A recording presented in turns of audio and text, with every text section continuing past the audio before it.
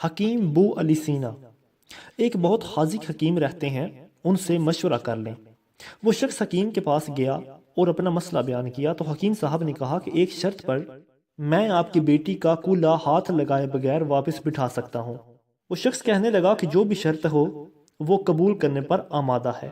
حکیم نے کہا کہ شرط یہ ہے کہ ایک بہت موٹی تازی گائے میرے لیے لا دو تو میں علاج کر دوں گا۔ وہ شخص بہت بھاری قیمت پر شہر کی سب سے تندرست گائے خرید کر حکیم صاحب کے گھر لے گیا۔ حکیم صاحب نے کہا کہ آپ اپنی بیٹی کو پرسوں اپنے ساتھ لے آئیں، اسی دن اللہ کے حکم سے اس کا علاج کر دوں گا۔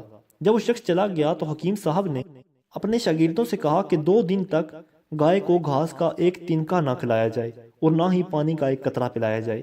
شاگرد حیران ہوئے کہ اتنی تندرست گائے 2 دن میں بھوک اور پیاس سے مر جائے گی، لیکن چونکہ استاد کا حکم تھا اس لیے تعمیل کے سوا کوئی چارہ نہیں تھا۔ 2 دن تک گائے بھوک اور پیاس کی شدت سے بہت کمزور ہو گئی۔ دوپہر کے وقت وعدے کے مطابق وہ شخص اپنی بیٹی کو چارپائی پر ڈال کر حکیم صاحب کے پاس لے آیا۔ حکیم نے لڑکی کے والد سے کہا کہ اپنی بیٹی کو گائے کی پیٹھ پر بٹھا لیں۔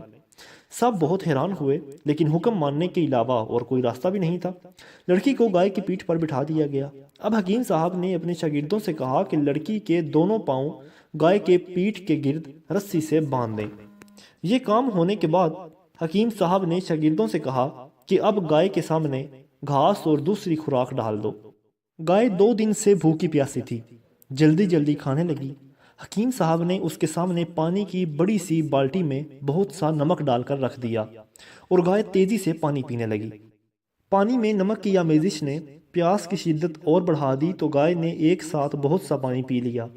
گھاس اور پانی نے گائے کے پیٹ کو پھلانا شروع کر دیا اور لڑکی کی ٹانگوں پر دباؤ اتنا بڑھا کہ وہ چیخنے لگی۔ اچانک کڑاک کی آواز آئی اور لڑکی شدت درد سے بے ہوش ہو گئی۔ حکیم صاحب نے لڑکی کو گائے سے اتروا کر اس کے والد سے کہا کہ آپ کی بیٹی کولہے کی ہڈی اپنی جگہ پر اس کی واپس آ گئی ہے اور یہ گائے آج سے میری ہے۔